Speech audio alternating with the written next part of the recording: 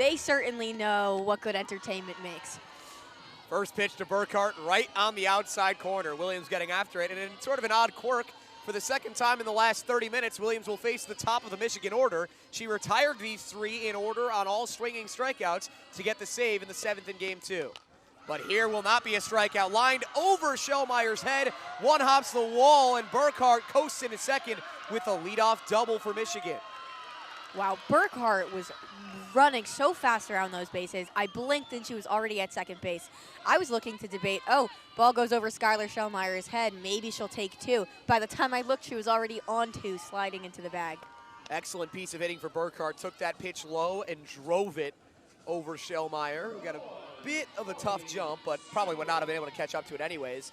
And Michigan's best hitter, especially with Lexi Blair, sidelined for the rest of this series due to injury after crashing into the wall back in game 1, the normal center fielder.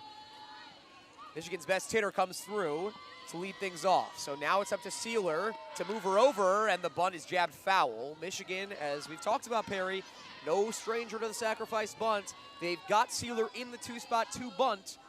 They've had a good bunter in the 2-spot in all 3 games this weekend. That's something that Carol Hutchins really wants to do, is get runners over and get them in, especially with a dynamite pitching matchup. Danielle Williams against Megan Bobian, who will start this game for Michigan, her first appearance of the series. She knows that runs can come at a premium. And I just want to know, how do you feel about the sacrifice bunts so consistently being a part of the Michigan game plan? You know, it's interesting because traditionally you have a runner that you want to advance 0-1 out. You use the sacrifice bunt as a tool. And Michigan, what can happen sometimes then is if you add another out to the inning, sometimes you'll leave batters stranded on base because you retire the inning faster than you want to. But it seems to have been working very well for Michigan so far. Don't want to give away those outs. And right now, Sealer not showing bunt, and she instead pops it in foul ground. Katie slams into the dugout wall there and did not have a play. Count hangs at 1-2 for Sealer.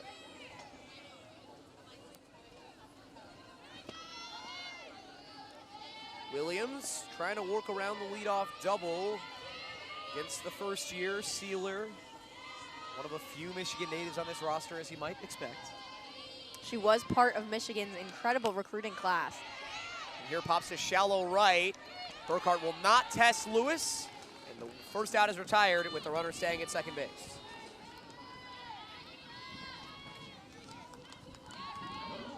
So here is Hannah Carson, 0 for 4 in game 2 of the series, game 1 today. Michigan catcher has seen her average slip below 300 for the first time in a while. Carson has been an incredible part of this Michigan lineup for the past 2 seasons. She started 24 games this season. She was an academic All Big Ten last year. Shout out to Michigan Academics. The number 20 Michigan native, another Michigan native for this lineup. A mostly Midwestern roster on both sides, so they definitely are used to this overcast, cold weather. Nothing phases these players. In fact, yesterday when the snow was coming down, you heard them saying, "Let us play."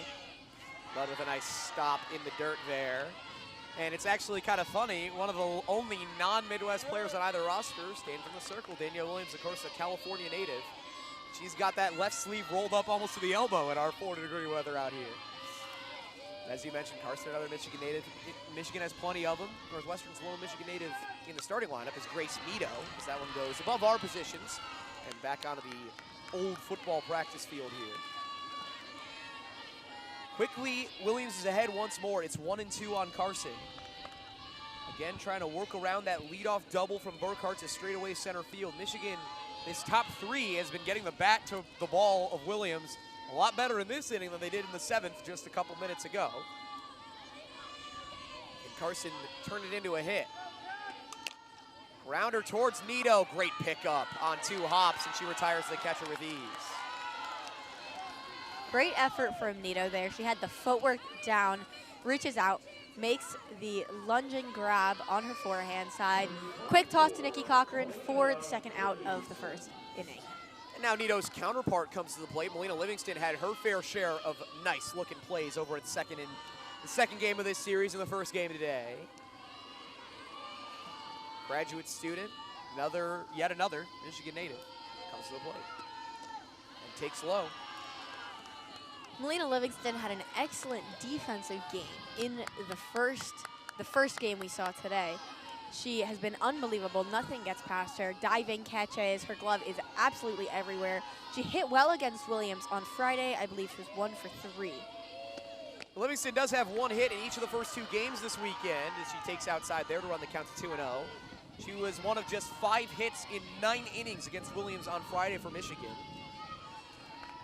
Second baseman has seen her average rise all the way to 367 on the year. Was used sparingly, really, before the last couple weeks for Michigan.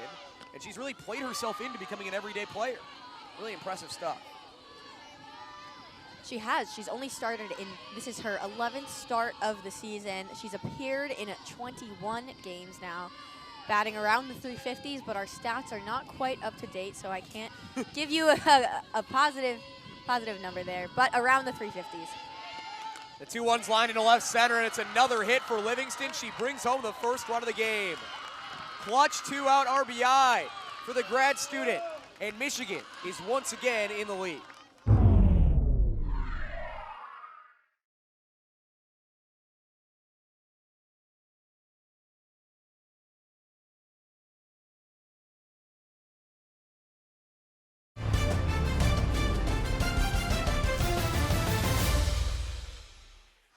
I was fielded nicely by Schellmeyer, makes an excellent play on the ball. Dart to second base to keep Livingston at first, but still Northwestern takes a hit, goes down 1 run in the top of the first inning here. Northwestern has trailed in each of the 3 games this weekend. They, of course, had a 3-0 comeback in game 1, led by back-to-back homers in the bottom of the 6th inning from Rachel Lewis and Jordan Rudd, and in game 2, a 4-1 lead come back from, led by back-to-back home runs in the bottom of the 6th inning from Rachel Lewis and Jordan Rudd. So the Wildcats are hoping to not have to go down 3 runs again. As Taylor Bump stands in. And she shoots another one foul. Taylor Bump has had some very loud foul balls today. Another grad student, 5th-year senior out of St. Petersburg. Another one of those non-Midwestern players on the lineup. Exactly. Doesn't seem to be phasing her much today. Well, in fairness to Taylor, she's been here now, well, not here, but in Ann Arbor for 5 years. She's used to it.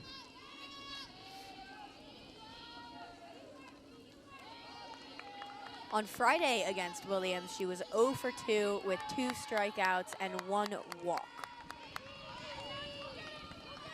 1-1. That's it well to right field. Lewis trying to track it, and it's off the wall.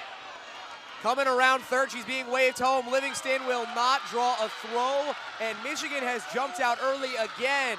The RBI double from Taylor Bump brings Livingston all the way around from first. It's 2-0 Wolverines. Essman, another Michigan native, another academic All-Big Ten selection, comes to the plate now. She's started 26 games this season, averaging about 300, but was 0 for 4 on Friday against Williams. Lauren Essman standing tall in that lefty box. Rudd throws behind. They got her hung up. Jordan Rudd with a beautiful play, and Taylor Bump makes it out on the bases to end the top of the first. Rudd picks off the 3rd runner that she has picked off of second this season. But the Wildcats trying to do some damage against her as they will be chasing 2 to start things off in the bottom of the first with Schellmeyer, Lewis, and Rudd. It's the same lineup for Northwestern with 1 change. Schellmeyer, Lewis, Rudd, Nelson, Cochran, Zedak, Katie, as usual. Supley will bat 8th and designated play for Williams. And Grace Nito will bat 9th, as always. For Michigan, the defensive lineup also the same as it was in game 2. As Schellmeyer fouls it down the third base line. Bump, McVeigh, Livingston, Essman around the horn in the infield. Sealer, Burkhart, Leclair in the outfield. It will be Beaubien in the circle. And Carson behind the plate. And Megan Beaubien, as you can see that lovely little graphic on the screen, has had her fair share of struggles this season. In 14 appearances coming into this game, a 2.36 ERA. For most pitchers would be pretty good. For Beaubien, it's not what she's accustomed to. As the lefty deals the 0-2. And Schellmeyer offers at it. Couldn't lay off the curveball outside, and Beaubien sets her down on 3 pitches. Position, we're seeing her for the first time this weekend, another Michigan native.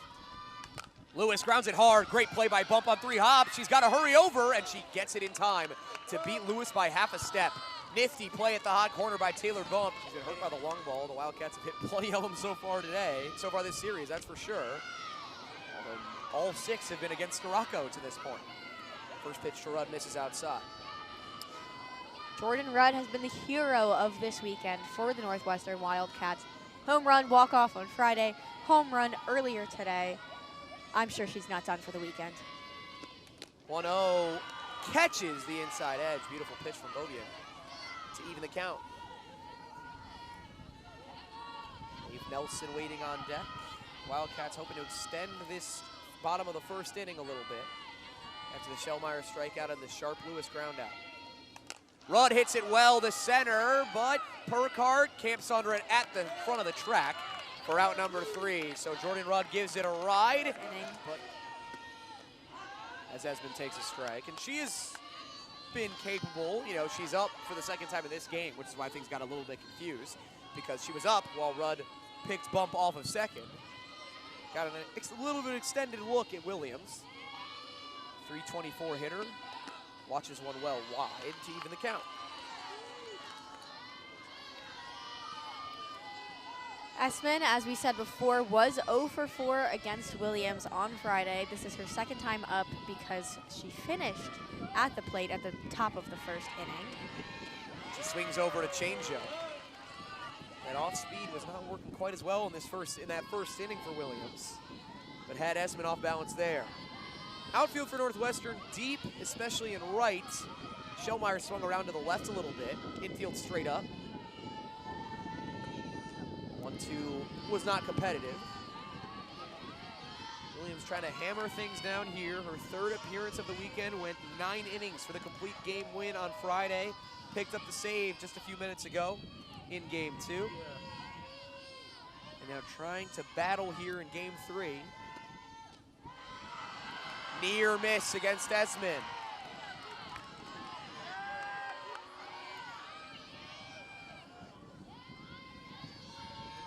I think that was called outside. Looked like it had the height requisites, but pretty close either way. 3-2 now on the first baseman. Esmond grounds it right to her counterpart. Cochran steps on the base for out number 1. Williams can always deliver when she needs to. It really doesn't matter where she is in the count. 3-2, 0-2. She'll put it in there when she needs to. Esmond knew she had to swing at that ball. Didn't get great contact, grounded out to Cochran.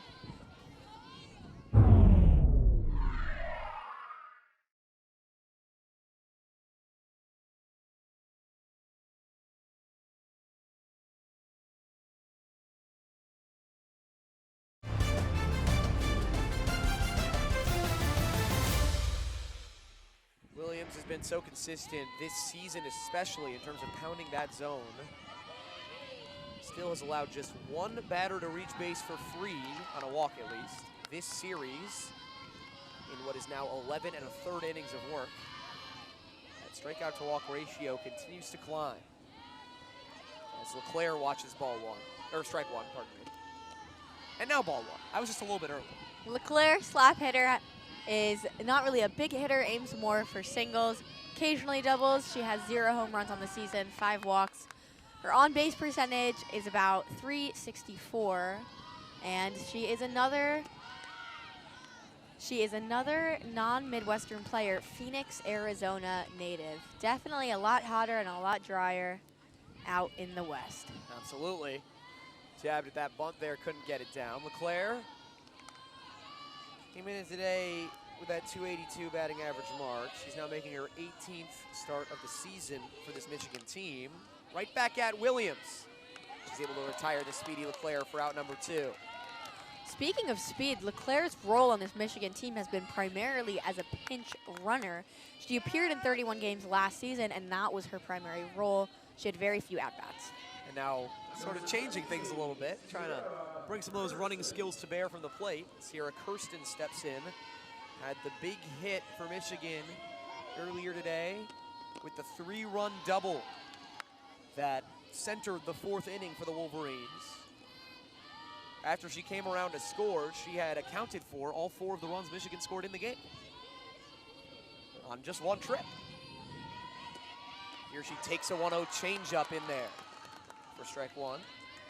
She was also 0 for 4 Friday against Williams, 3 strikeouts of those 4 at-bats.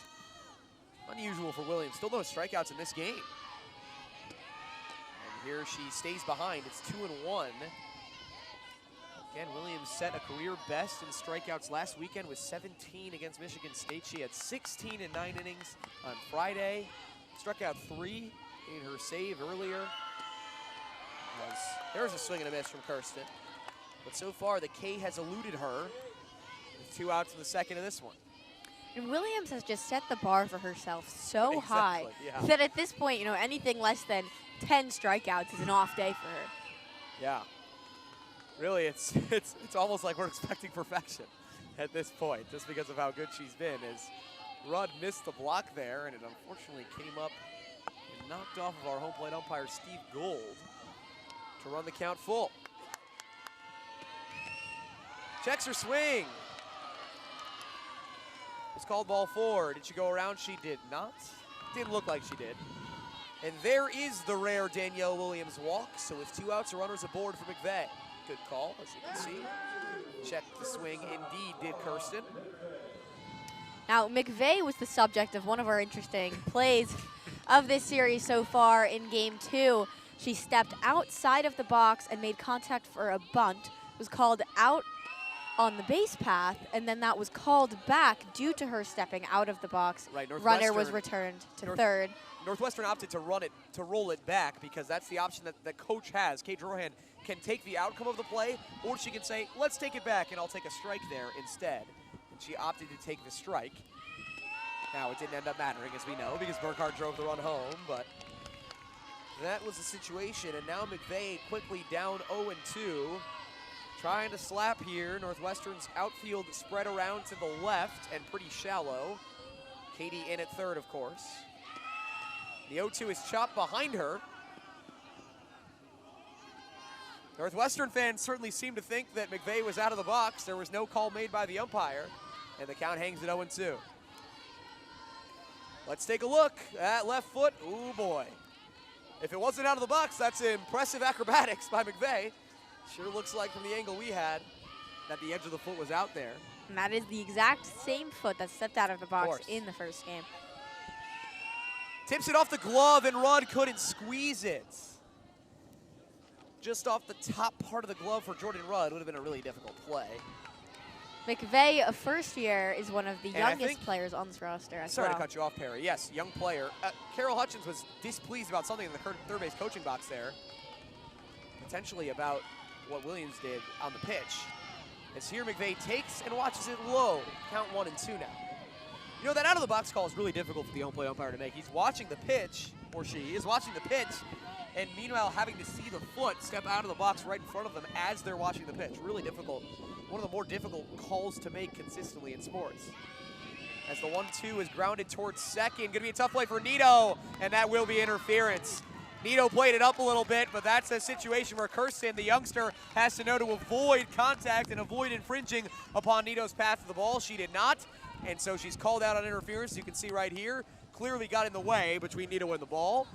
And as she was the primary fielder on the play, that will be called for interference, and we'll head to the bottom of the second. Off the interference.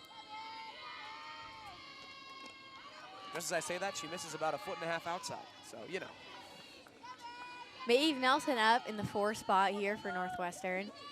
She did not hit so well in last game. Well, today's edition of last game. She hit well yesterday with her.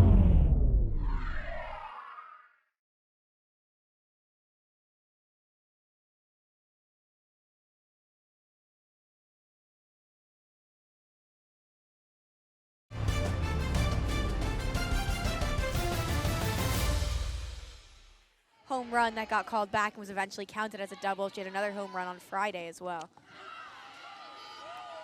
Right at the bottom of the zone for strike 2. Carson made it look nice. See, that one was in there. 1-2 on Nelson now. Nelson's definitely had a very up and down weekend from the batter's box and on the field. She had a fielding error that led to a run in the earlier game today as she fouls that one off. And it led to a couple of unearned runs actually for Boyd. As well, her error only led to one. There was a separate error later that led to the other. Either way, it's 1 and 2 on Nelson. Looking for a pitch to hit from Beaubien. Went 1, 2, 3 in the first. Line fair down the right field line, and that's into the corner. Nelson's thinking at least 2. She's coming around hard, looking for third all the way, and she'll be in there standing up. A leadoff triple to start the bottom of the second for Maeve Nelson. And that Fouled ball at the plate, check swing, and it caught Carson on the inside of the left leg, it looks like. Michigan trainer is out once again.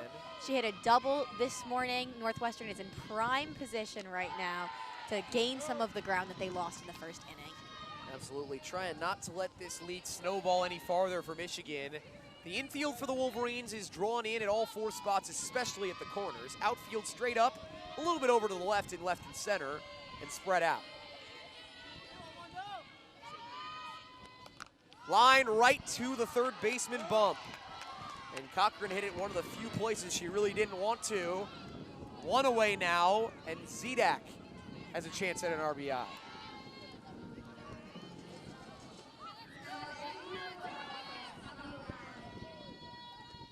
Instead, she watches it change up right across the bottom of the zone. And that line in the first game today, it was very well hit. Just excellent defensive positioning from Michigan. They seem to just always be in the right place at the right time today, and Northwestern has been struggling for it. And especially for Zidak, it always seems like they're in the right place at the right time when you're in a slump. Feels like you just can't buy a hit, and quickly she is behind 0-2. So a situation where Northwestern's typically patient offense works against them. When Zidak needs to put it in play, she is now behind 0-2 without taking the bat off her shoulder.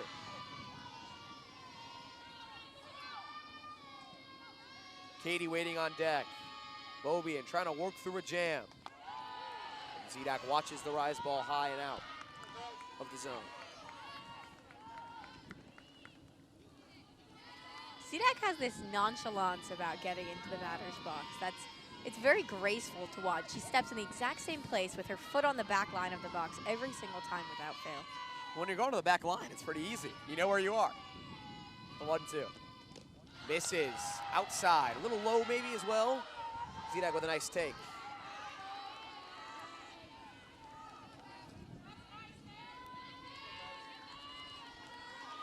Did look out, but on that angle certainly didn't look low.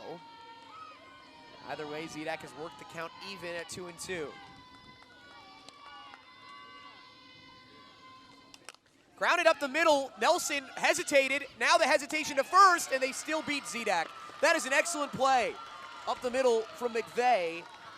First year showing some poise, and Zidak unable to get the run home. I think if Nelson was going on contact there, she would have made it. Yeah, that was the classic, check and go from the Michigan outfield. That's what every softball coach wants to see. Check the runner at third, still get the runner at first. Luckily for them, Zidak not one of the faster runners on this team. If that had been Shellmeyer, Lewis would have beat the throw to first. Katie now the last chance for Northwestern to not leave the runner at third. And she pops it on the infield. Bump is there, and Beaubien has worked out of a runner on third with nobody out. The Wildcats leave their 6th runner in scoring position of the day. They're only down 2 at the moment. Williams back in the circle. But it is the top of the order for Michigan, trying to make it a little bit more than 2 as Burkhart takes inside. She doubled before coming around to score back in the first on Livingston's single. And Shellmeyer playing her much deeper in center field this time around.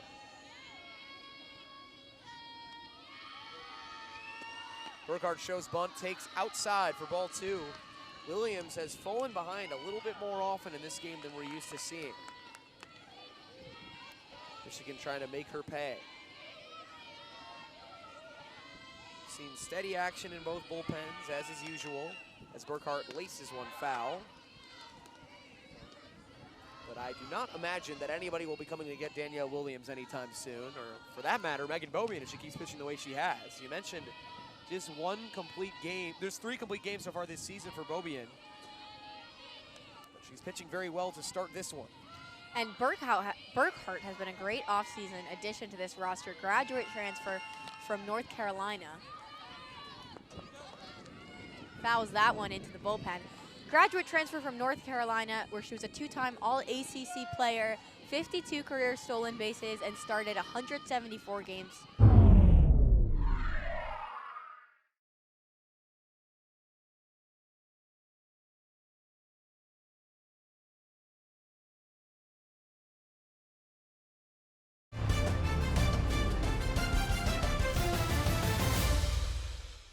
Total, she averaged .333 as a senior. She's a player with a ton of experience and a lot to add to this Michigan roster. And clearly a lot of trust placed in her by Carol Hutchins and this veteran Michigan coaching staff. She was starting corner outfielder for the whole start of the season, but after Blair was injured on Friday, she was moved over to center field, and that's where she stayed for the rest of this series.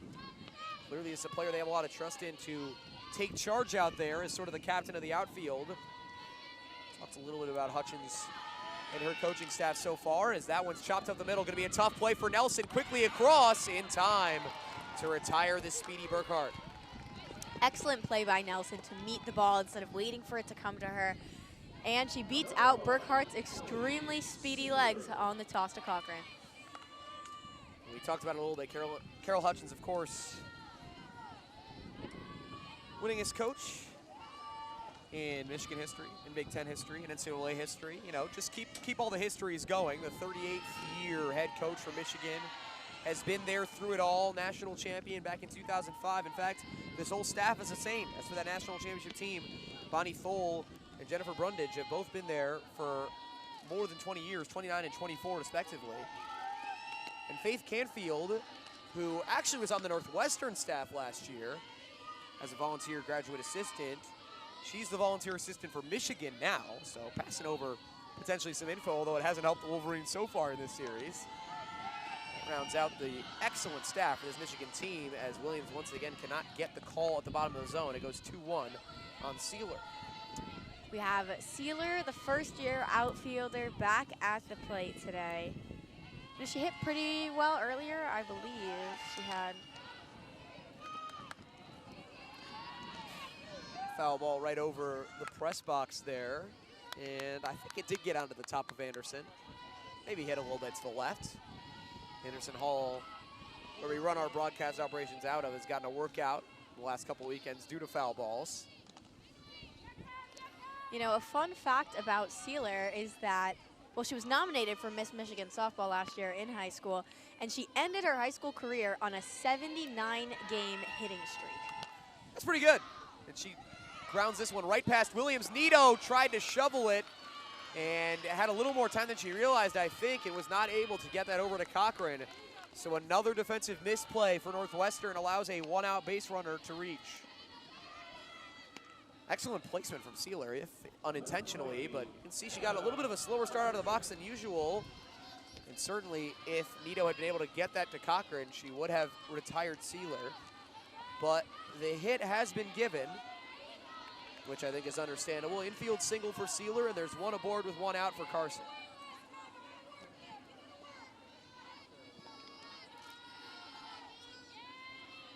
Sealer, a capable base stealer, as is a lot of this Michigan starting lineup, as Carson goes over the top of that one. She's only attempted 2 this season, but she is 2 for 2 on the year. Again, not many teams try to run all that much on Jordan Rudd. Michigan was caught attempting to do so on Friday. And of course, Rudd picked bump off of second back in the first inning of this game. Here, Sealer testing her a little bit off first, as that pitch missed wide for Williams. Sealer's taking a pretty big lead out there. Rudd could definitely pick her off at first. There are no other runners on base that would be in danger of that throw. I mean, obviously it is a dangerous throw, but Rudd definitely has the capability. 1-1 is there for strike 2. I think part of the reason she's being a little bit more aggressive, it's a lot tougher to make that throw behind as a catcher when you've got a left-handed batter at the plate. Gives you a little bit less of a window. But also you can surprise the runner because they can't really see you throwing it. Either way, it's 1-2 on Carson. Dangerous Melina Livingston waiting on deck. Had the RBI single back in the first. Swing and a miss, got her. The runner goes, and the throw is late. Excellent job by Sealer reading the changeup. Now, Carson trying to claim first. Of course, the base was occupied at the time of the pitch, so she cannot do that. It is a strikeout for Williams. But reading the changeup, reading the ball in the dirt, and able to take a base on run is Sealer. She's in scoring position for Livingston.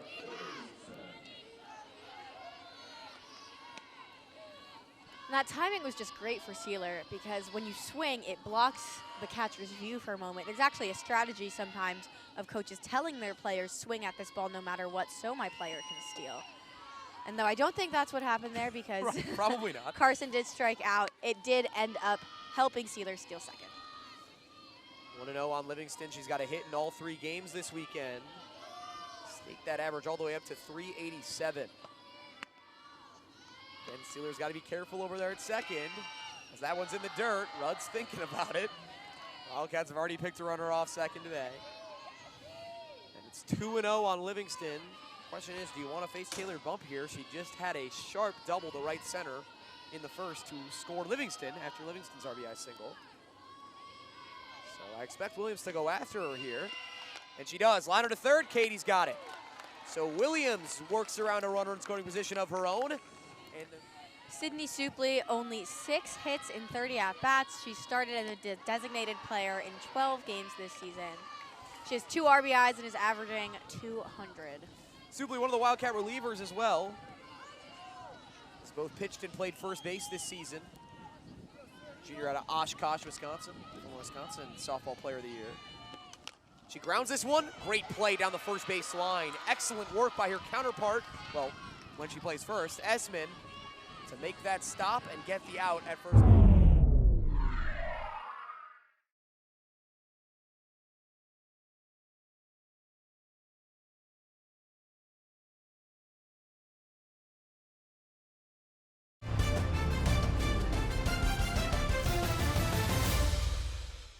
Been superb.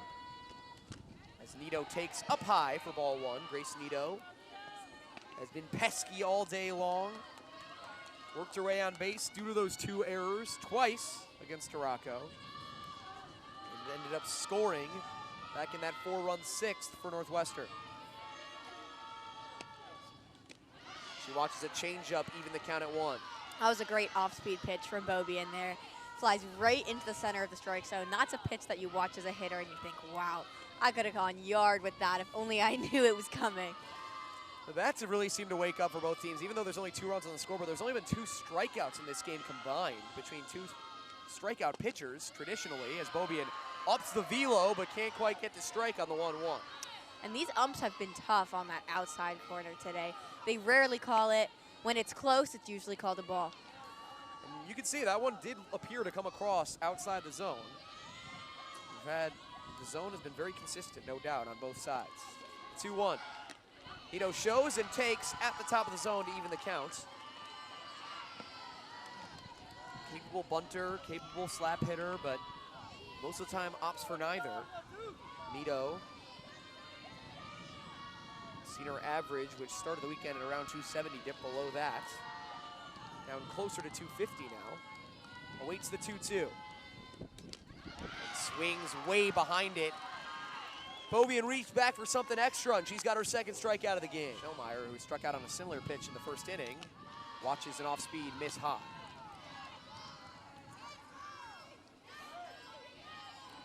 One for 3 with a walk, scored both times she got on base in game 2 earlier, did Schellmeyer.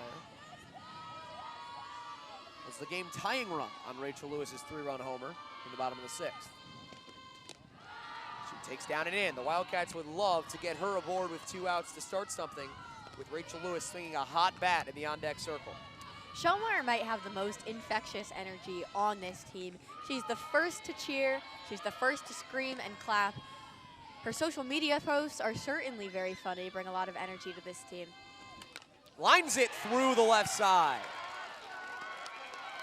Excellent piece of hitting, and now the ball gets away momentarily, but Schellmeyer will scamper back to first. Second hit of the day. The tying run at the plate here in the bottom of the third as the Let's Go Cats chance began, and that ball gets away. Beaubien, maybe a bit worried about Lewis at the plate. Short hop that one in there, and Shellmeyer scurries to second. In scoring position now. Carson did her best to get behind that pitch. It was just too much of an awkward skip there on the ground. Shellmeyer easily coasts into second base. One of the issues with the pitcher who throws as hard as Beaubien or Storako, when it's in the dirt, it's really tough to adjust to it in time. It's coming at you quick. Lewis to center. Did not get the barrel to that one, and camping underneath to make the play is Burkhart for out number 3. So Taylor Brump certainly brings a lot of power to the plate right now, and Williams has been struggling of sorts today. He's been throwing a lot of balls, just walked a few. Now Bump comes up. Certainly Northwestern doesn't want to fall behind any more than they already are. Williams nicks the bottom of the zone with the off speed for strike 1. The Wildcats, in a sense, certainly don't want to fall behind any more than they already are. And in another sense, all of their comebacks this weekend have begun when they've gone down 3 runs. Just saying. 0-1 on Bump, and she gets hit right off the hip and then off the mask of Rudd, who went down for a second. Exactly what the Wildcats do not want. Runner goes on base, and Rudd takes one off the face. Danielle Williams, who has hit more batters than any other pitcher in the Big Ten, hits another one. And there's a runner aboard with nobody out here in the 4th, with Esmond at the plate. Williams misses outside to her. It's pretty much the same spot that she just threw a pitch to hit Bump in. Taylor Bump, not a ton of speed on the bases. Was picked off the last time she was out there. That pitch misses a little bit low. 2-0 on Esmond. Esmond 0 for 4 Friday today, and 3 for 13 in the last 4 games. Slowed down a little bit as Esmond. Average still above 300 as she flies one towards left. Sedak has to chase it and does make the play. With the shades on, I don't think she really needs them anymore. The sun has firmly gone back behind a cloud. A bit of wishful thinking for the Wildcat left fielder.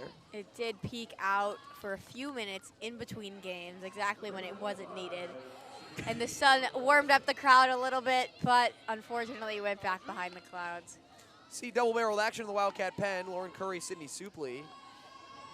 Curry, at least, likely just getting her in-game work. Supley would likely be the reliever used should the Wildcats go to one, although don't expect it to happen, as Williams misses up high on the first pitch to Leclair.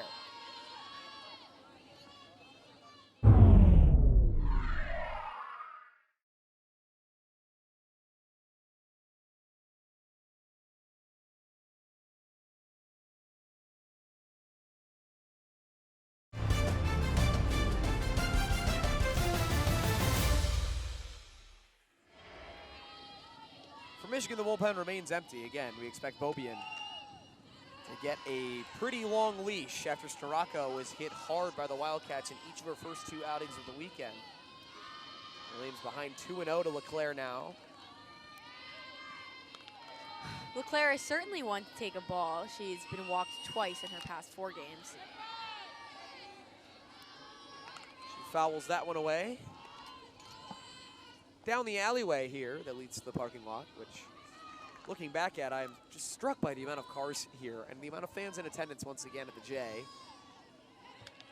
A lot of standing room people watching on as Leclair waves wildly at that off-speed pitch.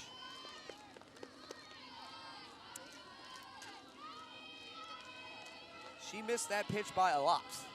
2-2 now. That time, she's able to hold the swing back just long enough to get a piece. Just enough to keep her alive in this at-bat. And look at this. She stepped out of bounds. She stepped out of the box. So this is going to be another free out for Northwestern here. Let's see if we get the look.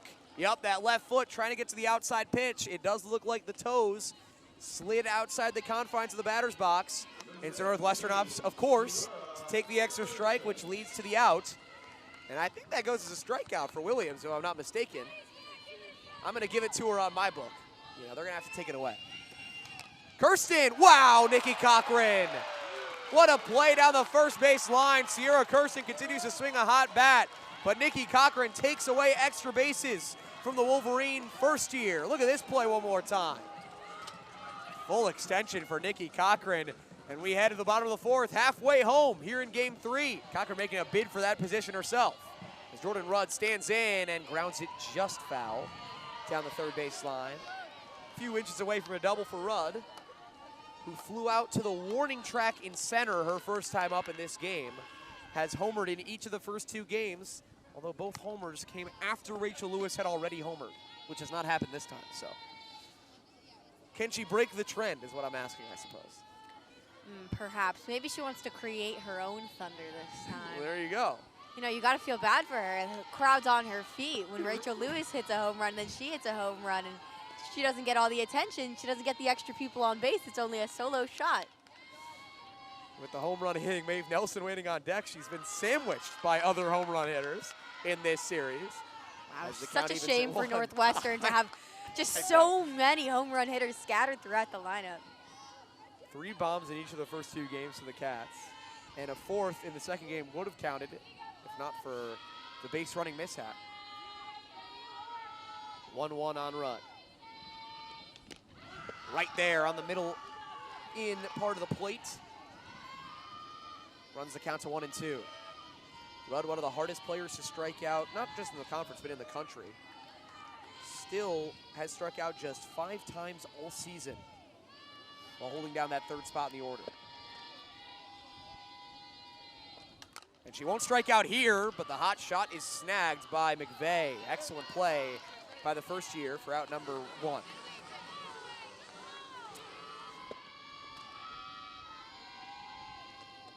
First pitch misses. Oh, she said it nicked her elbow. The umpire says, I don't think so. You're staying here.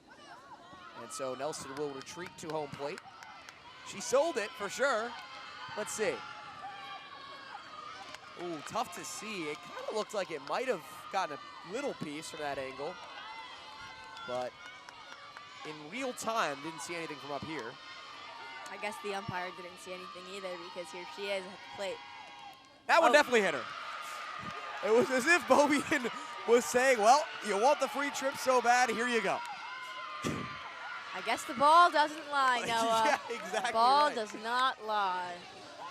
I don't know if I've ever seen that before, but Nelson gets her free ride to first, right off the ribs. Luckily, a bit of a glancing blow for Nelson.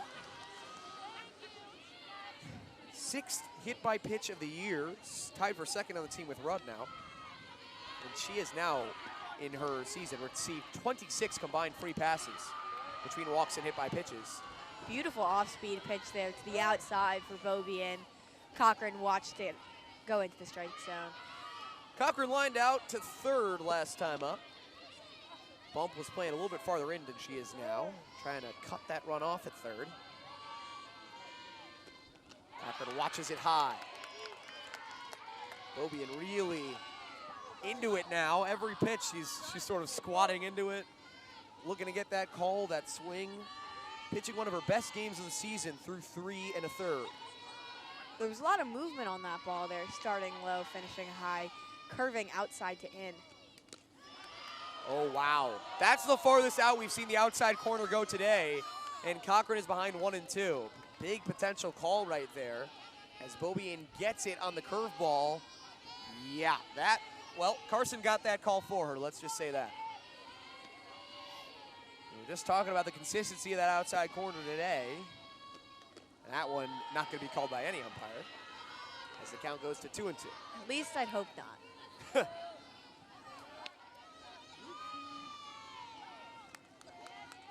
Zdak on deck. Cochran has even the count at 2 once again. Seen a 2-2 count 3 times today now. Pops it on the infield. She was able to get the bat to the rise ball that time, but not able to get on top of it. And Livingston camps underneath it for out number 2.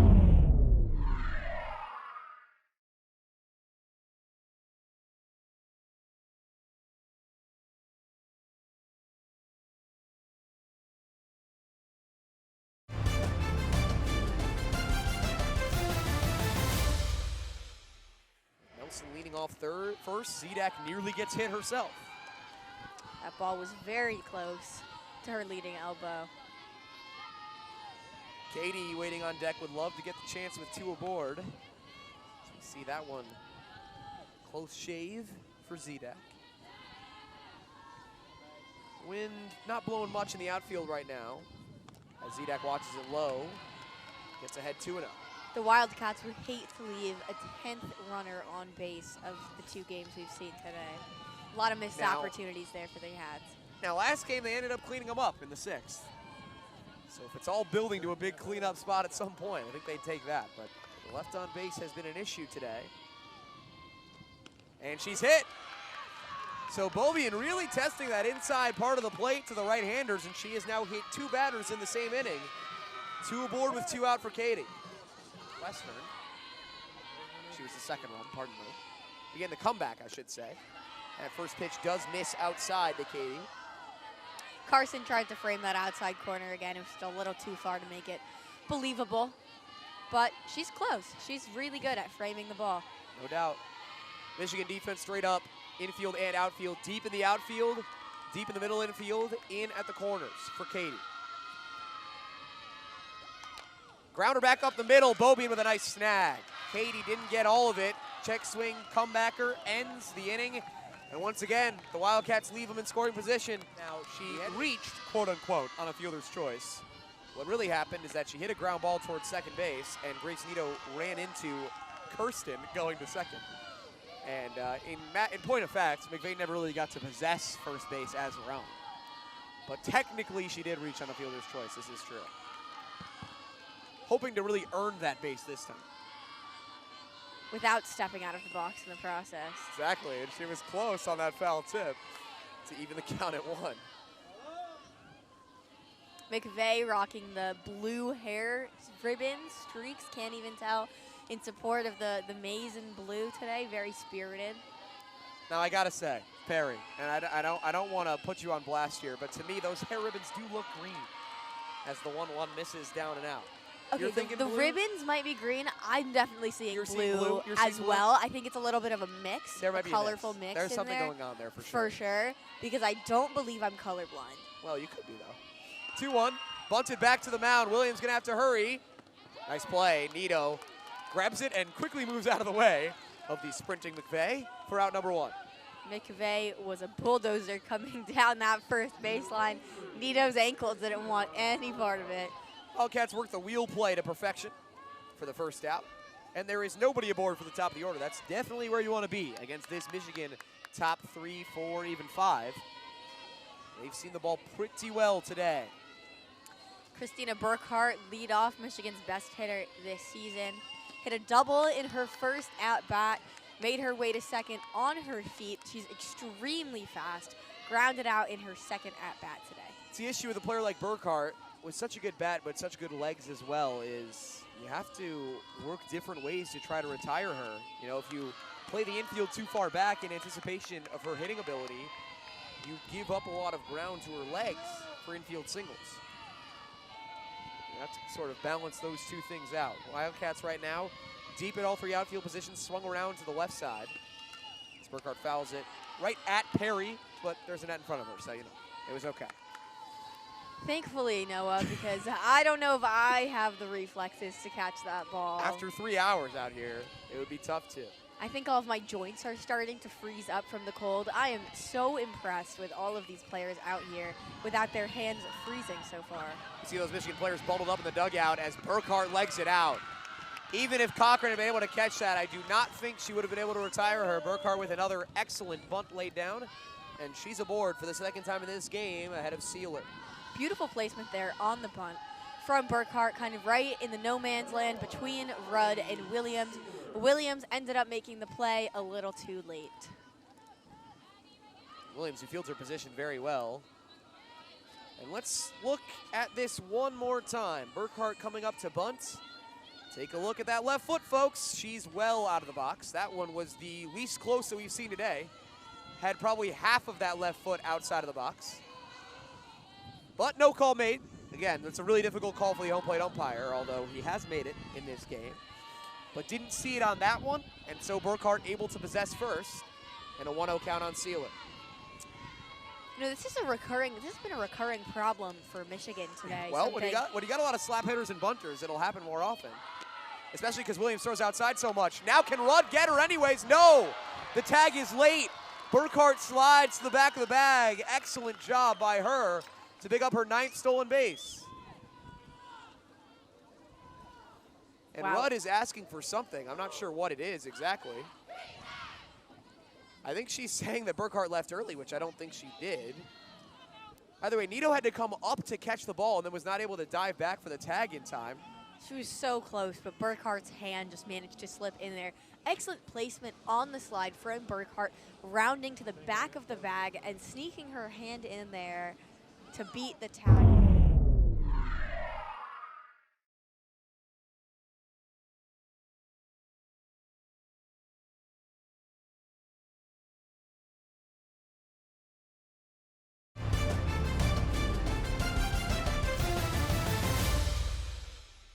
Is excellent at stealing bases. And it's now 3-0 on Sealer. Yeah, you mentioned Burkhart, 52 career stolen bases at North Carolina, 9 of 10 now this season for Michigan. She just has that timing down so perfectly that Rudd may have thought she left early. Really, she was just so on time. She managed to beat the throw. That's absolutely right, as the count runs to 3-1 now on Sealer. Again, Burkhart probably should not be on the bases in the first place. We saw it pretty clearly stepped out of the box.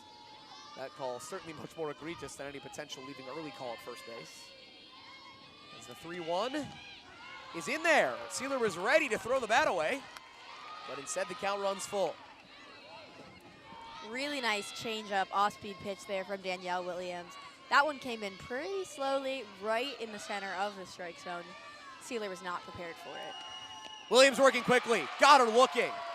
Right on the inside corner, and Sealer worked it to 3-0, and then watch 3 straight strikes go by. There's 2 away for Carson.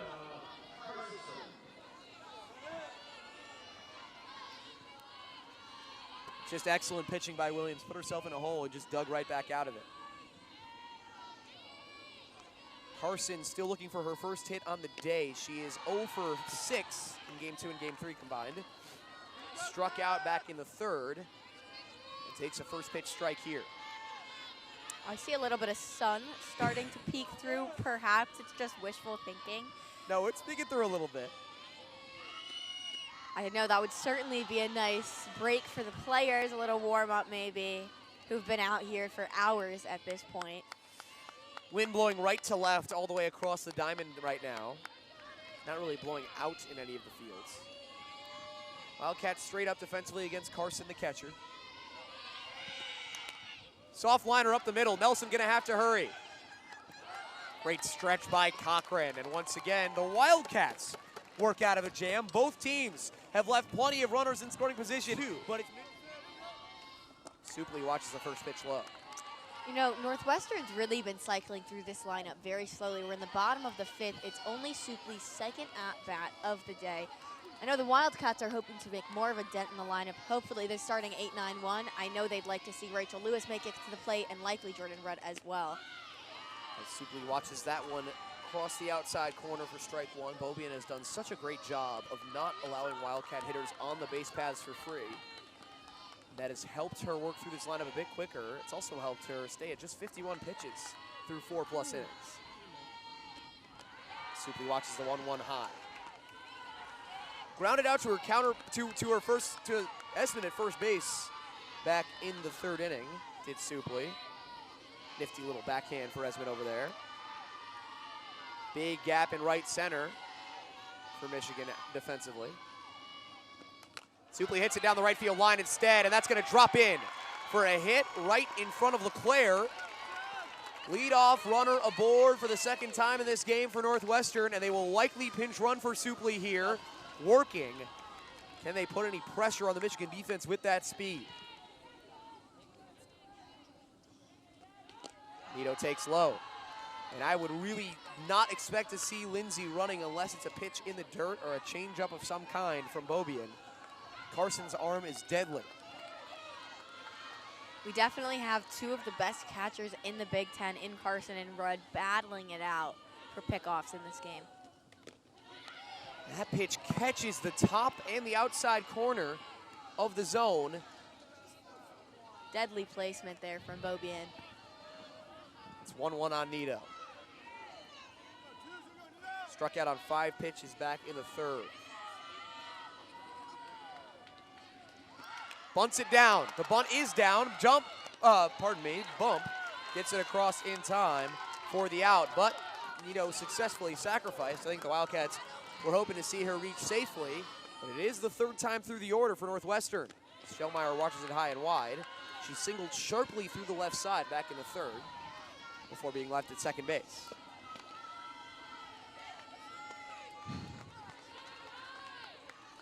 Three hits for Northwestern against Beaubien and 4 1/3. Put 5 runners on base. And with Lindsay's legs here, a single could bring in Lindsay as Northwestern's first run. Schellmeyer with a tough take on 1-0, got the call. And runs it to 2-0, and now Carol Hutchins will come out to talk to Beaubien. 2-0 on Schellmeyer. That's foul. Hit it well, but out of play.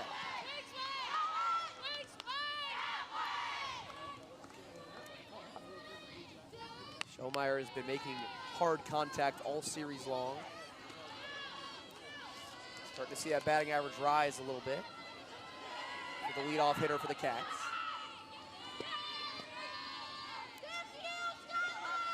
Beaubien checks the card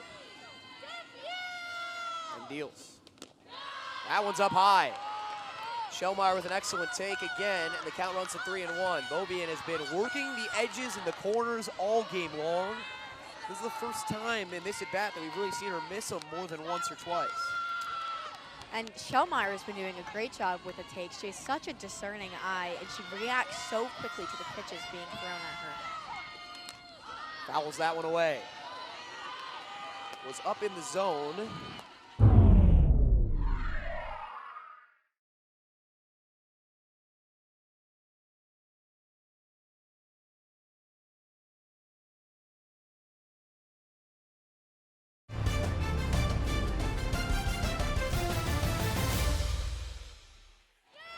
She goes after it to run the count full. Lindsay still at second. One away for Northwestern. This is the first 3-ball count a Wildcat hitter has had in this game. Beaubien has been very, very stingy. And Schellmeyer make the most of it. Flying foul and twisting towards the fence. No play for Sealer. Schellmeyer got a whole heck of a lot of that one. She usually doesn't hit that deep. Schellmeyer is a shallow hitting slapper, usually. She got a lot more of that one than I think was expected. Reached almost the wall, but in foul territory. She's got some pop, but typically doesn't opt to use it quite as much. Sealer stays pretty deep and left on another 3-2. And it misses up and out. What an at-bat from Skylar Schellmeyer, and there are indeed 2 aboard for Rachel Lewis. It's decision time for Carol Hutchins. Does she make the move, or does she stick with a redshirt senior Megan Beaubien? Or fifth-year senior, I should say. And no action out of the dugout. It's going to be Beaubien against Lewis, the battle of the fifth years, and Lewis at the plate. Check swing grounder, it's going to go foul. That was almost perfect placement for Lewis for an infield single. But she'll take another chance at it, that's for sure. Beaubien trying to stay ahead. Lewis pops it up, it's gonna stay in play. And twisting, but making the catch down the first base line is Esmond. So once again, Rachel Lewis is retired with runners aboard. Looking to help the Wildcats cash in here. Rudd takes it at the knees for strike 1. She has flown to the track and center and grounded sharply to short in this game. So you can see that one right at the bottom of the zone. Beautiful pitch from Beaubien to get ahead of Rudd.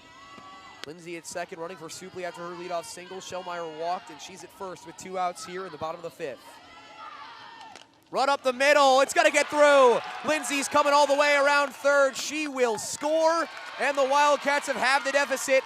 29th RBI of the season for the catcher, Jordan Rudd. Melina Livingston. And Schellmeyer staying at second makes a lot of sense when you consider the batter at the plate, Maeve Nelson, so far this season, as she takes right on the outside corner. She's got 16 hits, and of those, or pardon me, she's got 17 hits. Of those 17 hits, only 6 of them have been for singles. She is an extra base hitter, no doubt about that. That's an unbelievable statistic, Noah. It's boom or bust with Nelson. And the 0-1. On the inside edge for strike 2. Nelson didn't like it. Hangs her head at that one. Disappointed in the call. Definitely finished outside the box, may have just crossed the plate. That's a tough call against Nelson, but the count goes to 0-2. She's gonna have to fight here. Nelson hoping to reach for the 3rd time in this game against Beaubien. Tying run at second, go ahead run at first. And it misses down and out. Nelson holds off. Good take there. You could see her wanting to do it and her body pulling her towards that ball, but it was far outside. Good take from Nelson.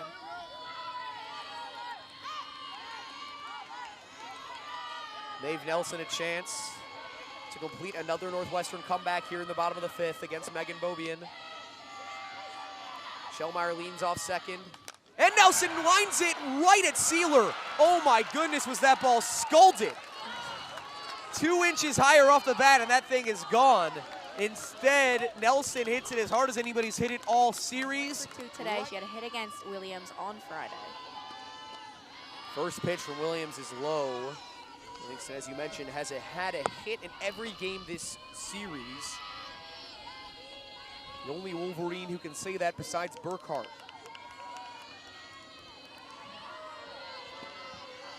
Lined out to 3rd last time up as she takes wide. Once again, Williams falling behind hitters early in the count. It's been a problem for her today. All the way up to 90 pitches on the afternoon. She's approaching 250 for the weekend. 2-0. That one hops in. Michigan would love to get the leadoff runner aboard. They have left a runner on base in each of the 5 innings so far. Let's see Williams trying that off speed. Not able to control it enough. Livingston takes low again, and she has earned a 4-pitch walk. Just the 3rd walk of the weekend for Williams. And the first to lead off an inning. Puts a runner aboard for Taylor Bump.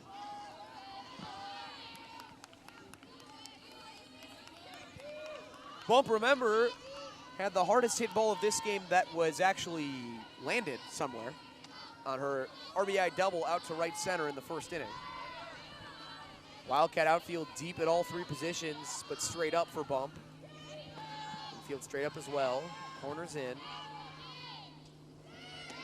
And Bump chops it off of her own body on the changeup.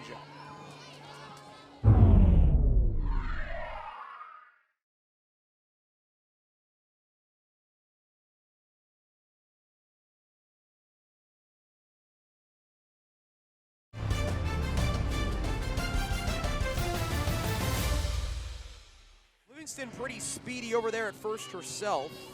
Was the leadoff hitter for Penn State for pretty much all of last season. She has not attempted a stolen base yet this year. She's got speed to burn over there.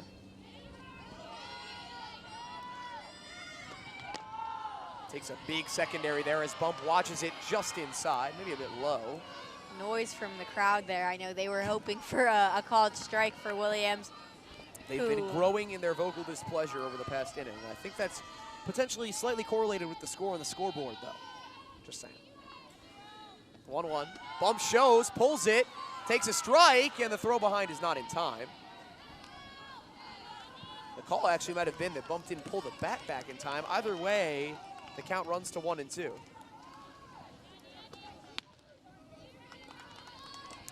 Nice throw there from Rudd, just a little too late and behind.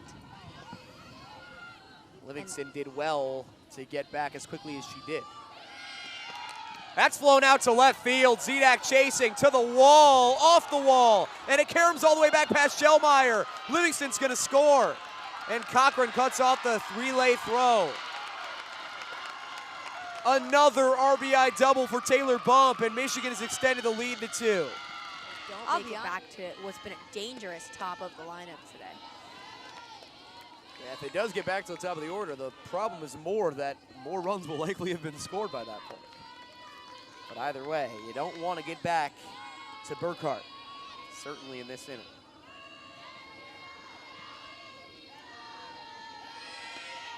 Esmond watches the ball. Count evens. For Northwestern in the 6th, which has been the money inning, it's 5, 6, 7. Cochran, Zidak, Katie due up. Guaranteed to at least get back to the 1 spot in the order. Were they to play to the bottom of the 7th. As that pitch misses inside to Esmond. But of course, the Wildcats would love to be able to get to that middle of the order one more time offensively. Right now, they got to get out of this inning.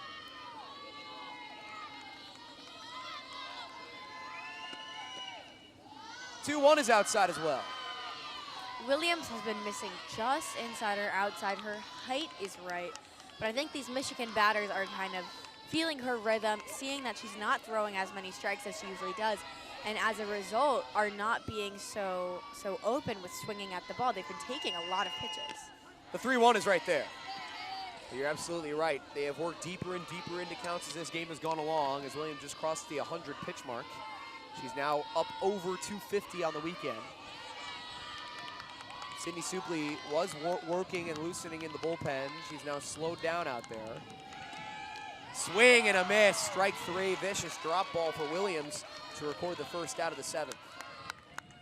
Just her 4th strikeout of the game.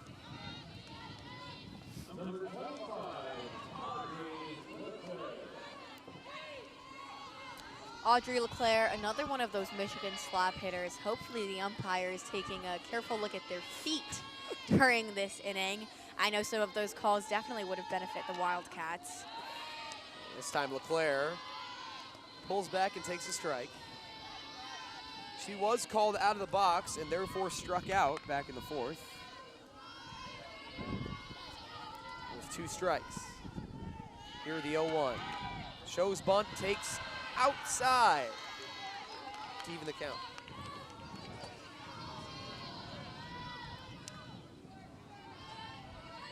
She's doing the technically very complicated show bunt, pull back, show bunt again move. Well, that time she just pulled back and she watches it low. Runs the count to 2-1. Williams continues to nibble at those edges of the zone and continues to not get much called in her favor. That one's right there. Count evens. Nice off-speed pitch there. Leclair off on her timing. Lauren Durkowski continuing to warm in the left field pen for Michigan. Beaubien has not come out of the game yet, but did give up a run and a couple hard hit balls in that 5th inning. As this one's chopped towards second, Nito is there and able to retire Leclair for out number 2.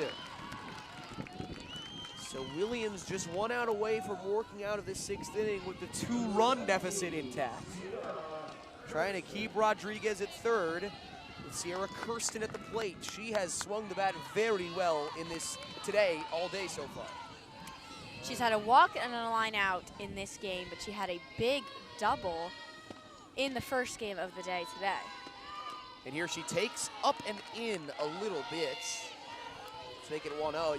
If you're Northwestern, you got to consider a pitch round here for Kirsten with McVeigh on deck, who has not done much of anything so far in this series, at the plate at least. She's playing a very fine shortstop. Instead, Williams going right after Kirsten, evens the count at 1.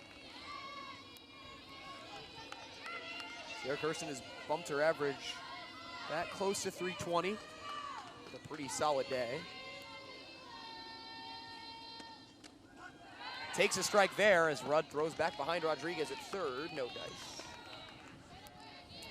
I'd be surprised, honestly, to see Williams ever do a pitch around unless they're playing one of the best teams in this country. I mean, maybe she'd do a pitch run for Jocelyn Allo, but other than that, I mean, this Northwestern coaching staff and team has so much faith in her and her abilities. Right. It would be. And she's just the type of pitcher she loves to attack. You know, she's an attack-minded pitcher. The walk is sort of anathema to Williams up there. She's got Carson.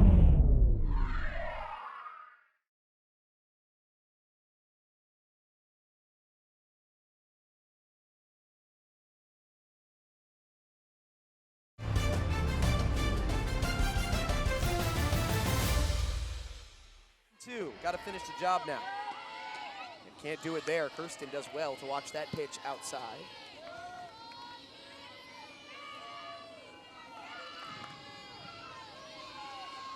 Sierra Kirsten, of course, shares a first name with Michigan's most notable alumnus of the softball program. Arguably, and by arguably I mean I would make the argument, the greatest player in Big Ten history, Sierra Romero, of course, graduated back in 2016. Carson trying to channel some of that energy. Swings and misses. And Williams gets through it, but not before another tailored bump RBI double as Cochran steps in. And hits it well to center field. That's way back there. And Nikki Cochran has gone yard. Apparently, the magic of the 6th inning continues in Game 3 of the series as Cochran stomps on home base. That has continued. Wow. She was hit by a pitch in the 4th inning, and she's taken all the way on pitch 1 for ball 1. Durkowski continues to warm in that left field pen, but Michigan is sticking with Beaubien out there on the circle. And a pinch hitter looks to be readying in the on-deck circle. No, it is Katie, actually, pardon me. As Zidak waits and fouls one away. Even the count at 1.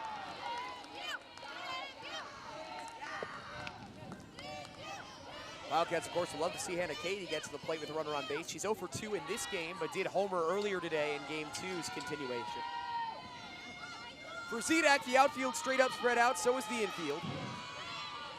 Pretty standard at every position. She takes that one, catches the inside corner to make it 1-2. She's been really wary about those inside pitches, takes most of them, and it's come back to bite her. Down 1-2 in the count because of it. It's an excellent job by Carson. Caught that one very nicely. Beautiful pitch from Beaubien as well. The 1-2. Takes it up high. We have seen Zidak chase that very pitch earlier in this series. That time she lays off. Runs the count even. If nothing else, she has proven a propensity at working the count so far today. Another deep at bat for Zidak. Lines it foul and slicing away down the right field line. No play for Leclair. Zidak stayed with that off-speed pitch very nicely, but couldn't keep it fair. She really did do a good job of following that ball, and the more time she sees Beaubien, the better job she's doing following the pitches, seeing which ones are in the zone, which ones aren't. And here she is now, count still even, and she's really fighting for her spot here. 2-2. Blown foul, that's going to get out of play. Just into the bullpen. Nice effort from Leclair out there, but she had no chance at it. Beaubien, I just mentioned in the 5th how much quicker she was working through the lineup in terms of pitches. She's now approaching 80 on the game. Has really been forced to work harder in these last 2 innings as Zidak awaits the 7th pitch of the at-bat.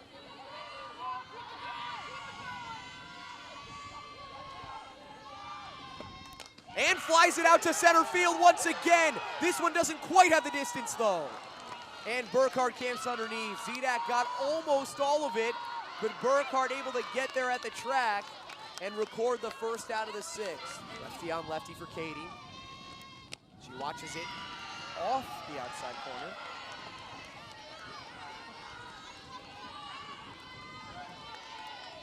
Gets ahead 1-0. Supley in the on-deck circle for Northwestern.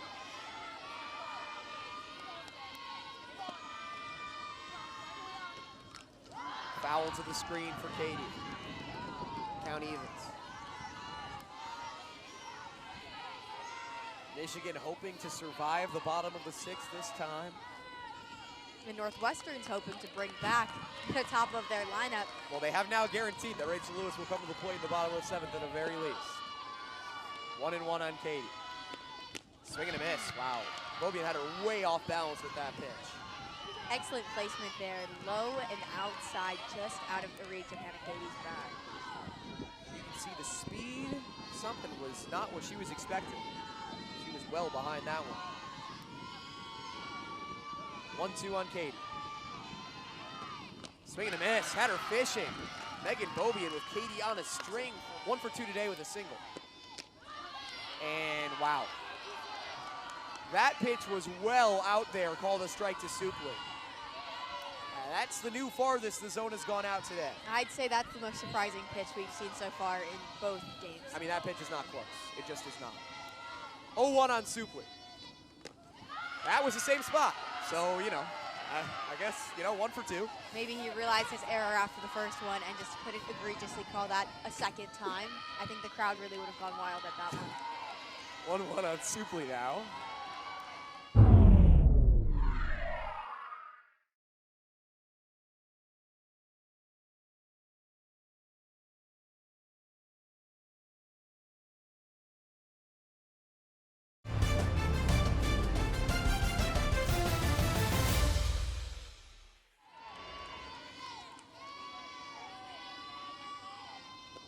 Change up right there, called strike 2.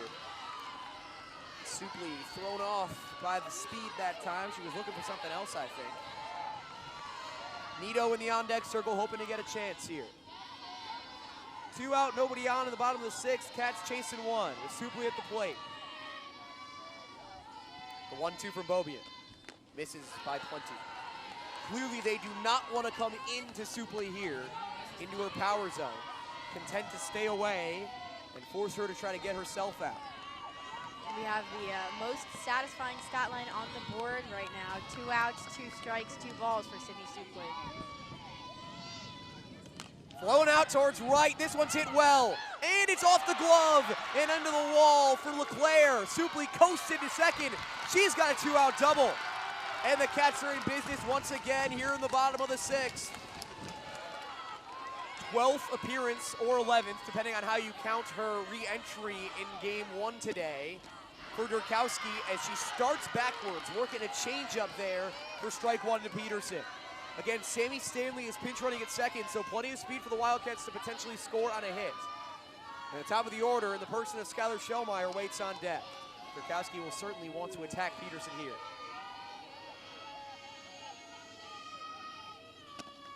Down and in, great job by Carson to keep that in front of her. And Peterson comes in hitting .294 on this season in limited at-bats. Has been used often in that pinch hitting role as a designated player, some as well. Gets the huge spotted bat here in place of the first-year Nito. 1-1. Change-up misses high and wide.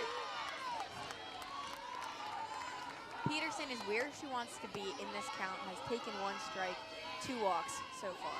Peterson started game 2 against Durkowski, struck out against Durkowski in that game yesterday, and then walked today against Storako after she had come in for it. Swings and misses, there's that heat coming off the right arm of Durkowski, and it's 2-2. Peterson missed behind because it's just so hard to get ahead of that pitch. When it comes out, you expecting it or not, it's just really difficult to get on top of. And we've seen Durkowski mix the speed so effectively here against Peterson. 2-2, 2 outs, tying run on second for Northwestern. Fouled away. Peterson did just enough to catch up to that one and get the barrel of the bat to it. That's the contact there that she needed to stay alive. Great job by Peterson. Durkowski has consistently worked down in the zone so far in this at-bat. 6th pitch upcoming. Wildcats would love a chance to get Schellmeyer to the plate in this spot.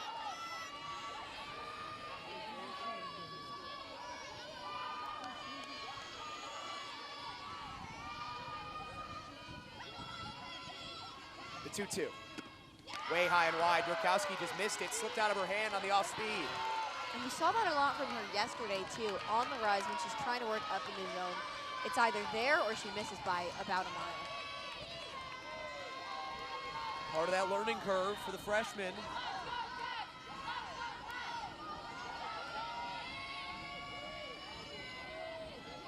Three-two.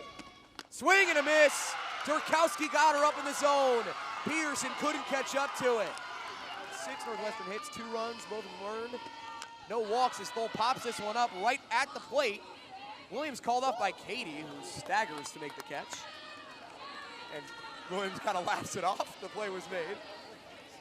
But as I was saying, 2/3, 6 hits, 2 runs, 2 earned, no walks for Beauvien, who struck out 3 Wildcats. Go ahead, Pat. I was going to say that was definitely a dangerous play there. There were 3 Wildcats in the area. Seemed to be some miscommunication issues. Hannah Katie comes through, almost falling into that catch. Does make the play, which brings us back to the top of the Michigan lineup. Very important to have nobody on base for Burkhart, who has been swinging one of the hottest bats on the field so far this weekend. 4 hits on the weekend coming into this at bat. 2 hits today, doubled in the first and scored. Bumped single back in the 5th. She waits the 0-1 and flies it foul. Katie cannot get there because there was nowhere to get. It's out of play. 0-2 now for Williams against Burkhart. It's the second time this game we've seen Katie really hustling over to the Michigan dugout, almost trying to make a play that's very out of reach, but the hustle is there. Very impressive effort from Katie from third base. Sealer waits on deck. Williams wants a new ball. That is something you do not see very often. Williams disrupting her routine for anything, really. Whether ask for a new ball, talk about signs, any of that stuff. 0-2. Grounded foul. Burkhart so feisty at the plate. Just not easy to get her out in any situation. So far this season, she has struck out just 9 times. You know, it helps that she's only made a few under 60 outs total in over 100 plate appearances. There's no easy way to get a hitter like her out. And Williams can't quite get it the hard way either, as that curveball just missed the outside corner. Williams was really close with the placement there, but still Burkhart down in the count, 1-2.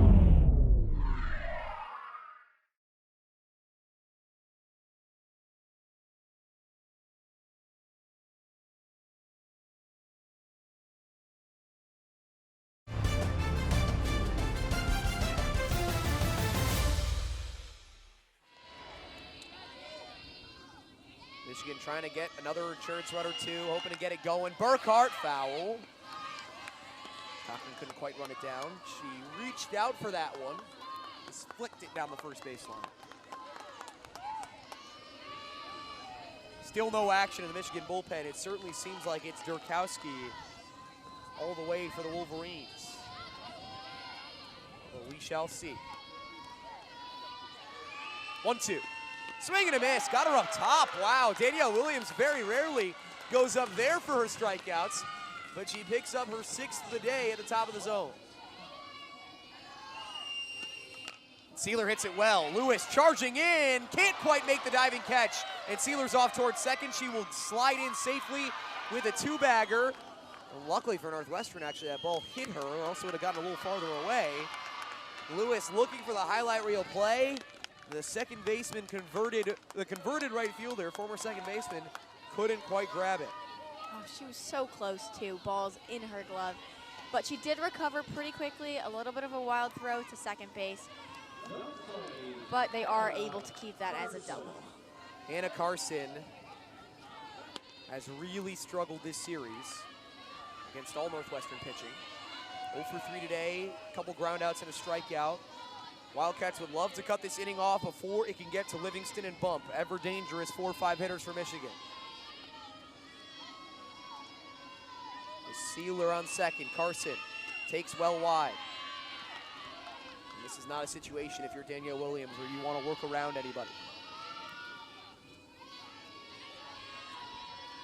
Sealer with plenty of speed at second base. She would be looking to score on pretty much any hit. 1-0. right there. Nice pitch from Williams. Certainly looking to score. The Wolverines could use an insurance run. Nothing's guaranteed heading into the top of the 7th with Northwestern's top of the order on deck. Certainly frightening for the Wolverines and first-year pitcher Dorkowski. Carson goes right through it at the top of the zone. Probably a little bit above it, honestly. 1-2. Williams a strike away from giving her top of the order a chance in the bottom of the 7th.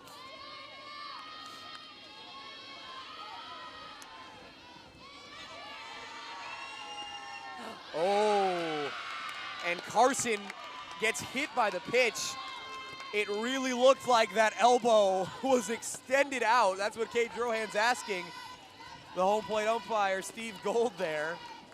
And let's see here, Carson, I mean, she didn't deter her from getting hit by the pitch, but Danielle Williams in that situation just cannot play with fire there. And she has given Carson a free pass, one of the coldest hitters on this Michigan team, and will now have to face Livingston with 2 aboard. Like I said, Carson certainly did not make an attempt to get out of the way, but she's not required to do so. That's hit well to center. Shellmeyer can't make the play. It scoops under her glove, and Michigan will get another run home. So Williams hits Carson to keep the inning alive, and Livingston makes her pay. The Wolverines have added another insurance run. Livingston is the hottest batter on this Michigan lineup right now, and that is exactly what the Cats did not want to have happen. Hard hit liner up the middle. Shellmeyer almost made the play, just close. I think out. First pitch to Bump. Down for ball 1. Definitely close to the zone there, but good take from Bump. Michigan has done such a great job in these late innings. You know, in that first game against Williams, they scored in the first 2 innings, and the bats went quiet after that. Here they have added 2 absolutely necessary insurance runs, 1 each in the 6th and 7th, and Bump now ahead 2-0. Williams just missed on the low outside corner. And with a longer inning, Dorkowski now getting some pitches in that left field bullpen. Make sure her arm stays warm in the cold temperature. Line foul sharply by Bump. She has hit a number of very hard foul balls in this today. She's also hit a couple of very hard fair balls today. She can do it all. She seems to just be making great contact with the ball wherever it goes, Noah. If you're Danielle Williams, you can't be too careful here. You should be very careful, is what I'm trying to say. And she misses low. Now 3-1 on Bump. Yeah. I don't know how many ways to say it. You don't want to make a mistake with Esmond on deck. The on-screen graphic has not been updated. Michigan has 2 runners at first and third. Second base is open here. And it was no longer open as Bump has walked on 5 pitches. An understandable pitch around for Danielle Williams. Loads the bases in front of Lauren Esmond. The sophomore will get her opportunity to really make it difficult for Northwestern to come back in the bottom of the 7th. So Williams now cannot afford another free pass. Lauren Dvorak waiting in the bullpen. She will not come in. It's going to be Williams' game to win or lose at this stage for Northwestern. 131 pitches in. Williams, who threw just short of 140 on Friday, deals to Esmond, fouled back to the screen. Wildcats really trying for this sweep of number 23 Michigan. They've secured the first 2 games. Both come from behind victories. Yeah, both come from behind victories. Trailed by 2 in the late innings of both of those games. Wildcats trying to make a statement here. Esmond has different ideas. That is pounded, and it's out of here, I believe. No, they're gonna say it's off the wall. Wow. It's gonna be a 3-run double instead of a grand slam for Lauren Esmond. I think she'll take that too. It looked like that ball bounced over the top of the wall. Either way, Michigan gets 3 runners home.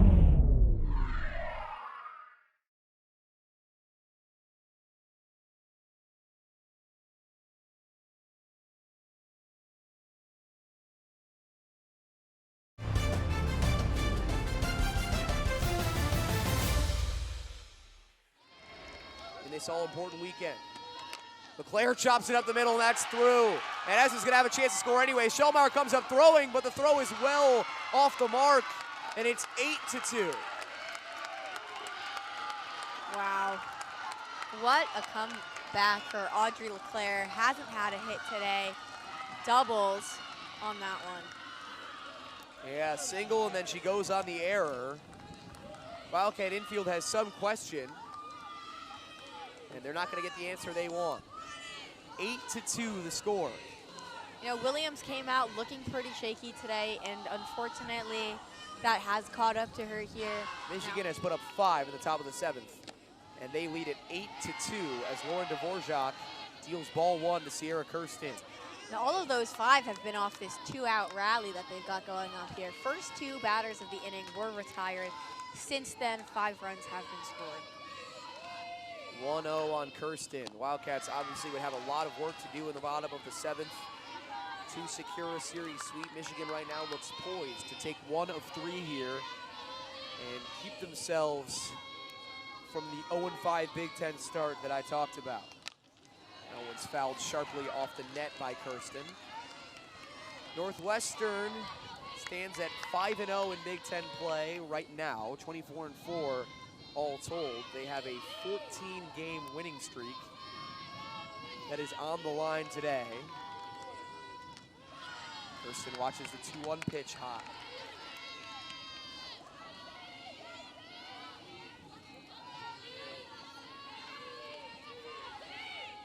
Full pinch hit to start this inning as Kirsten fouls that one off, and she's on deck again. No need to re-enter McVeigh yet, because, you know, the inning hasn't ended. So Full could get the chance to hit twice in a game for in a non-designated hitter spot without ever actually playing the field, which I've certainly never seen before. As Kirsten fouls another one off. It's rare that you see in Division I softball cycling through an entire lineup in one inning. Especially against a pitcher the caliber of Williams. Full, of course, popped out to third to begin the inning. And she will not get the chance to bat again. A looking strikeout for Lauren Dvorak, starting with Schelmeyer. First pitch, change up from Durkowski. Safe to say the Wildcats will be pretty patient at the plate. Tough to make a comeback of this magnitude without at least a couple of walks or free passes of some variety in there. With Lauren Dvorak coming into the game, it's a Lauren on Lauren pitching matchup. Lauren D on Lauren D. Lauren D on Lauren D. There are so many Lauren pitchers on both of these squads combined. I'd say if you want your child to be a Division I pitcher, name them Lauren. Yeah, you know, Michigan only has 2 Laurens, and I gotta say, that's pretty small potatoes, because Northwestern has 5. So why can't we put that up on the scoreboard? 5 Laurens to 2 Laurens. Seems like a more representative score. It's 2-0 on Schelmeyer. And she hits it well, out to left center. That is going to be a gap splitter for Skylar Schelmeyer, and she collects a leadoff double to start the bottom of the 7th for Northwestern. Grass as of yet. She takes up high for ball 1.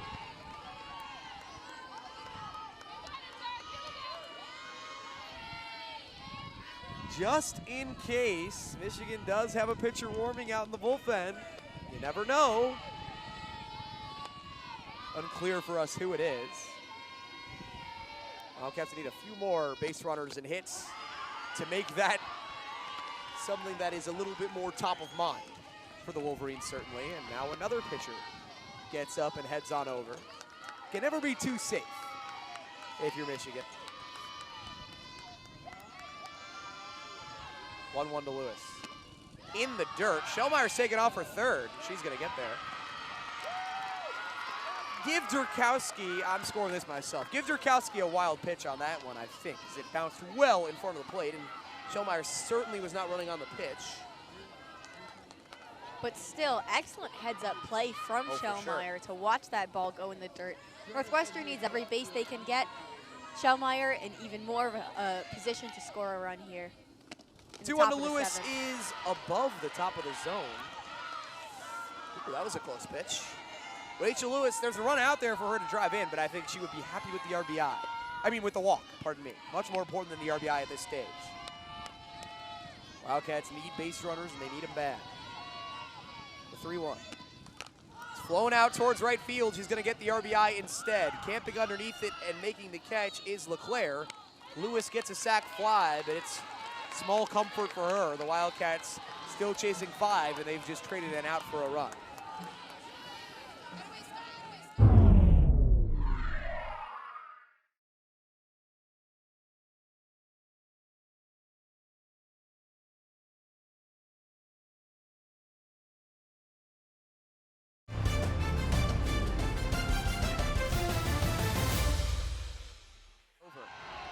Wicked first pitch there.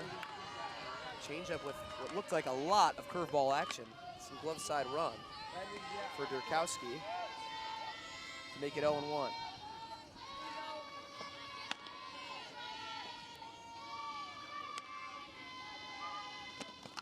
Rudd taps it foul. She's 1 for 3 in this game, singled back in the 5th before Nelson's sharp lineout ended that threat. Rudd's down 0-2 in the count. Not where she wants to be right now, but she's a fighter and will be looking to make contact on these balls, if not for a hit, just to stay alive. 1 run in each of the past 3 innings for Northwestern. And Michigan put up 5 in the top of the 7th. That's the difference right now. As back to the screen from Durkowski. Count runs to 1-2. Wildcats are about 2 or 3 base runners away from making it interesting here, I'd say. Rudd, Nelson, and Cocker in the next 3.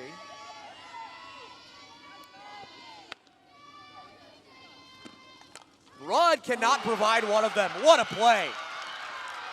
That ball Bump lays out down the line.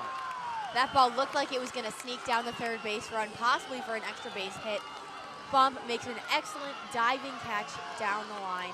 Incredible play.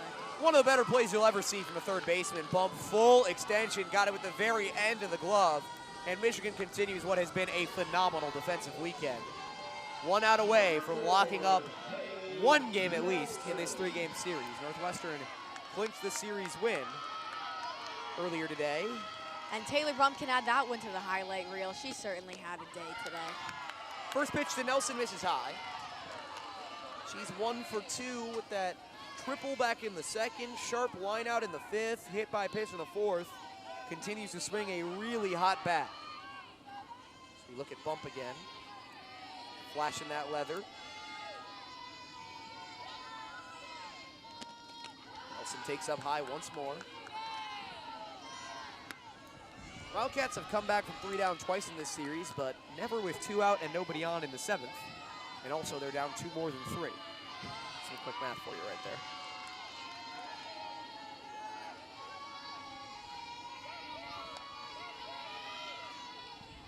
Two up. Nelson watches it right down the pipe. This is a scorcher down the middle from Durkowski to put 1 strike in the count. Look, she knows Nelson can hit the ball 550 feet. It's essentially the same to her as a walk.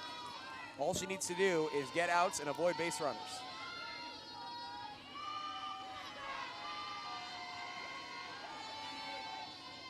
Two 1. That's on the inside corner. Beautiful pitch. It's even the count. And Michigan is 1 strike away from taking one of the games of this series. Trying to get some momentum heading into the next couple weeks. Michigan has lost their first 4 games in Big Ten play. Trying to avoid that 0-5 start. And Durkowski looks to close down the save. The 2-2 misses.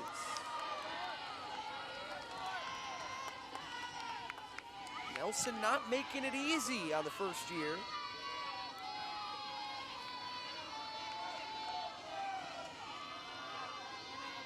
Durkowski still looking for her first win or her first save of the season. She would get the latter or she'd have finished this one. Nelson crushes it. That is foul, but probably gone. Yep, off Welsh Ryan. And pretty much every time the ball goes off of Maeve Nelson's bat at this point, you hear an audible reaction from the crowd. That's how hot she is and how well she's hitting the ball. I have to imagine she's putting some dents in the wall of Welsh Ryan. I mean, at least in the ceiling on Friday. I'm just saying, if there's any basketball players practicing in there, they better watch out. Because she's coming through one of those windows. 3-2. Ball 4. And Durkowski has not sealed it up just yet. Wildcats, you know, have hit the ball well in this inning. They, you know, the shot from Rudd, great play by Bump. Lewis just missed that fly ball to right, and the double in here as Cochran takes up high. A couple more balls, and we will have a meeting at the mound. A couple more balls, and Michigan could have an issue. I think that's probably what prompted the meeting.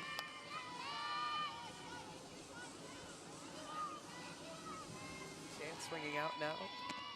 As Cochran takes a strike right down the pipe. Was probably instructed to do so. Wildcats looking to get on any way they can here. And as we have seen in this inning and throughout this series, a hard hit ball is no guarantee of getting on base against this Michigan defense. Fouled off the pole, wow.